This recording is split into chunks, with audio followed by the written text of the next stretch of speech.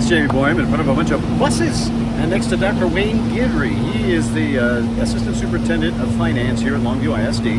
And gosh, there's got to be a reason we're standing here in front of a bunch of buses. What would that be? Yep. Well, what we call the Palace, our transportation facility, is something we hope to, we have included in our bond election, part of Proposition A. And so, when we started this whole process, the first thing we do is conduct a needs assessment. And this, arose as one of the biggest needs in the district. It's a 35-year-old facility. It's very small, with 125 employees that come in and out of this building twice a day. And we just saw it as a major need within the district, and so we placed it on the bond election, Proposition A. I got you. And so, we're looking at the building. You can't see the building, but I think we're going to brave the sunlight for just a minute. Walk out here so we can see the building back here behind us. Okay. And so, yeah, I noticed this building just really isn't that big.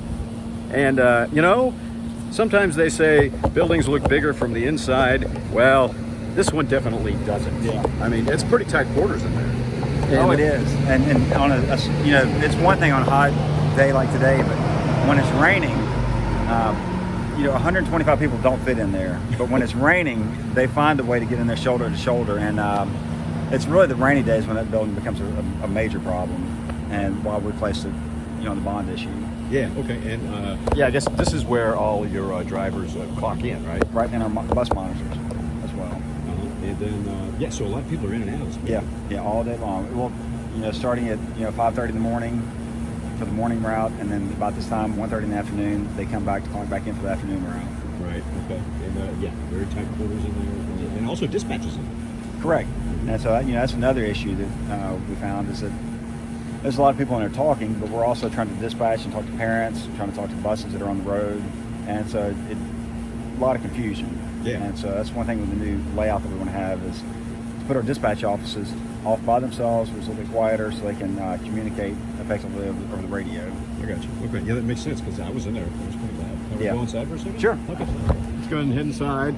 And it looks like still got people coming in and out. A lot of buses just pulled out just now, but this is where they come to clock in, right here behind us. And as you can see, it's not the biggest building in the world here. So, do you know, like, off the top of your head, square footage of this? Doesn't look like much. No, it's not much. Yeah. I'm not sure right offhand, but. And then the new facility, how much bigger do you think it'd be?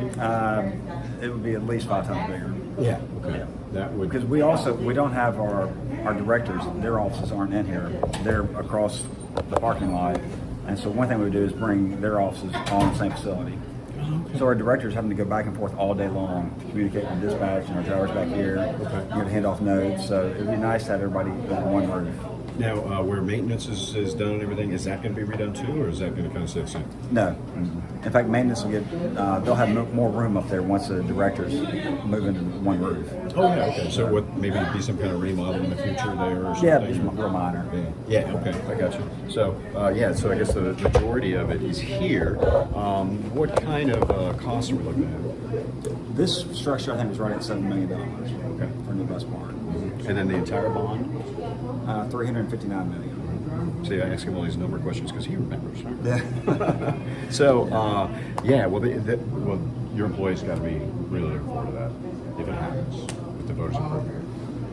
Yes, this is one of the major complaints I hear over and over about this facility. And the majority of our employees in transportation are females, and we have 2 toilets in there. Oh. And one of them's female, and so when you have that many ladies fighting over one, facility, it's tough. So I've heard for years since I've been here that this is a major problem. Yeah. And that's one thing that's unique about a bond election.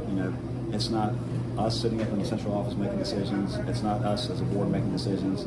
We come together as a community and say, we're satisfied with this, and do we want to, move in different directions. So it's just interesting. This is the first major bond I've been a part of, this magnitude, and it's just interesting to engage the community and just give information and ask questions, and we're satisfied with this. Yeah. Okay. All right. And this, have you done any kind of schematics for this yet, or anything? Or are you that far along? No. Through the bond process, what we've done now, we just come up with square footage, how large we want the buildings, and we've got a contingency cost to that square footage. And then if voters approve the bond, that's when we'll start with drawings and engaging with the, well, actually, we've already engaged with the architect. They're the ones that helped us get to this point with quotes. But after that, we'll start putting pencil to paper and doing the drawings. Yeah, I guess renderings at this point is cart before the horse because Yeah. put it before the voters. So and that'll be this November, right? Correct, November 7th. Okay. All right. And so, well, I got a feeling I know which way these guys are going to vote. But, Yeah. You know. Quite certain on that. Anything like that? Well, again, I should remind taxpayers, because we're always wondering how much is it going to cost me as a taxpayer. Right. And for the resident whose home is valued at $200,000, it would be about a $10 increase per year, or 83 cents a month. So that's just the scope of how much it would cost to do everything we're talking about in this bond election. Right, and of course you can't do anything about property values. It's not your call. So that's a whole different thing. But then also, is the tax rate actually lowering across the board? So we have proposed an 18.5 cent tax reduction this year. And over the past 5 years, that's been a 30-cent reduction. So we're excited about that. All right, good deal. Well, thank you very much, Wayne. I appreciate all the information. And contact quarters here. Hope that changes. Appreciate you coming out. Thanks a lot. We'll have more later on KLTV 7 News and KLTV.com.